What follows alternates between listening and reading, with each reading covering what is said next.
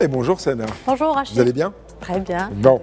Alors ce que vous nous proposez au programme ce matin, c'est un festival Timitar. Oui, on commence à Agadir, Rachid, du 23 au 25 juillet. La ville d'Agadir devient la scène des musiques amazighes et des musiques du monde. Le festival Timitar s'apprête à réunir une trentaine d'artistes marocains et internationaux. Un événement musical d'envergure fidèle à son identité. Timitar entend une nouvelle fois mettre en avant les expressions artistiques amazighes tout en favorisant les rencontres avec des artistes venus d'Afrique et d'ailleurs. La soirée d'ouverture est prévue le 23 juillet, mettra à l'honneur les traditions artistiques amazighes avec Ahwesh, Fatima Tahahit. C'est pour les autres soirées, on parle également de Najat Hassabou, Hamid El-Qasri, Fatima Tabamrant. Le public retrouvera l'artiste et Beni Adam, la chanteuse ivoirienne Aïcha Koné, du 23 au 25 juillet. Les Gadiri, les visiteurs de la capitale du Souss, soyez au rendez-vous. Les différents spectacles et concerts seront tenus sur la place Al-Amal et au théâtre de Verdure. Tanger aux couleurs de l'Afrique.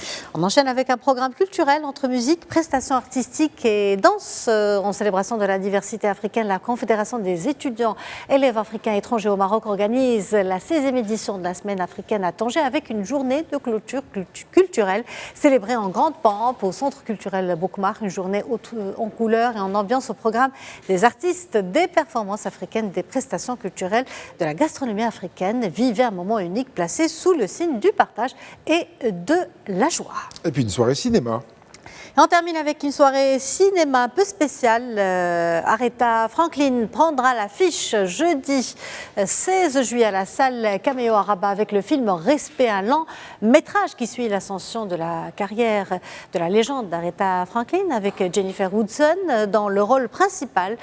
Contrairement à la pratique habituelle dans la plupart des films biographiques musicaux, Jennifer Hudson a chanté et enregistré les chansons en direct sur le plateau de tournage, enchaînant des morceaux aussi célèbres que I Never Loved the Man.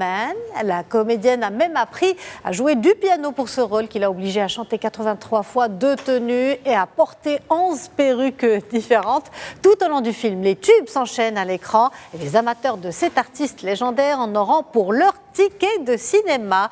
Amateurs de la soul music, rendez-vous donc le 16 juillet à la salle Cameo Rabat à partir de 21h pour une soirée cinéma avec Aretha Franklin.